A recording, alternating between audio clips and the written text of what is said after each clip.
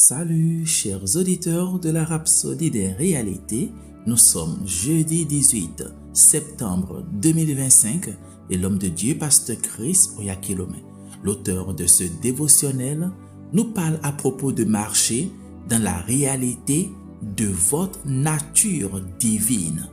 Et le verset principal vient de Romains chapitre 6 verset 4. Nous avons donc été ensevelis avec lui par le baptême en sa mort, afin que, comme Christ est ressuscité des morts par la gloire de Dieu, de même nous aussi, nous marchions en nouveauté de vie. L'homme de Dieu pasteur Christ dans le développement nous fait savoir que le christianisme n'est pas une religion, c'est une relation avec Dieu et une participation à la vie divine. Lorsque vous êtes né de nouveau, vous avez été recréé en Christ. Vous avez reçu une nouvelle vie et une nouvelle nature et une nouvelle identité. Ce n'est pas un espoir futur, mais une réalité présente. Le chrétien n'est pas un pécheur pardonné, mais une nouvelle création. Si quelqu'un est en Christ, il est une nouvelle créature. Les choses anciennes sont passées. Voici, toutes choses sont devenues nouvelles. 2 Corinthiens 5, verset 17. L'ancien homme, avec ses limitations, ses faiblesses et échecs, est parti. Le nouveau vous, la nouvelle création, est façonné à l'image de Christ, juste, victorieux et en tant que le tabernacle vivant de Dieu. Cette vérité est fondamentale pour marcher dans la domination. Certains chrétiens luttent parce qu'ils s'identifient à la vieille nature qui a été crucifiée avec Christ. Comme le dit Galates 2, verset 20.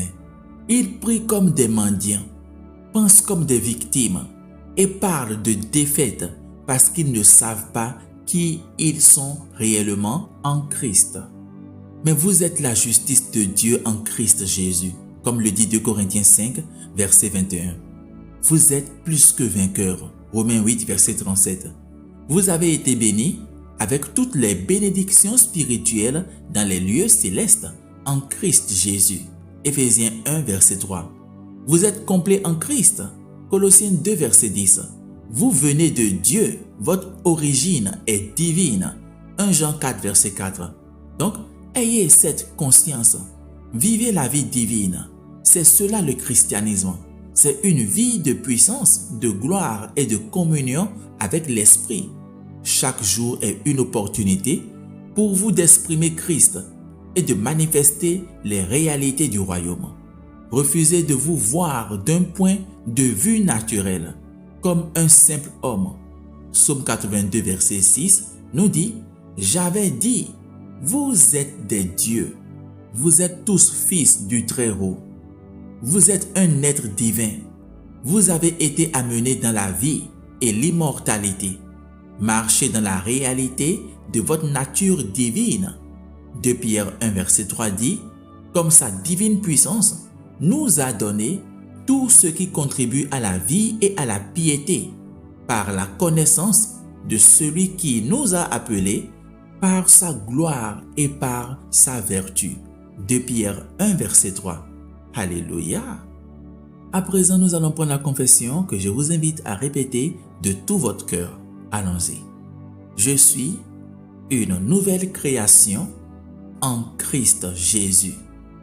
Je marche dans la justice, la victoire et le but divin. J'ai été amené dans la vie et l'immortalité. Je manifeste la gloire de Dieu et les réalités du royaume partout. Béni soit Dieu. Alléluia. Pour l'étude approfondie, je vous invite à lire Éphésiens 4, verset 22 à 24, 1 Jean 4, verset 4, Colossiens 3, verset 9 à 10. Que Dieu vous bénisse et une excellente et glorieuse journée.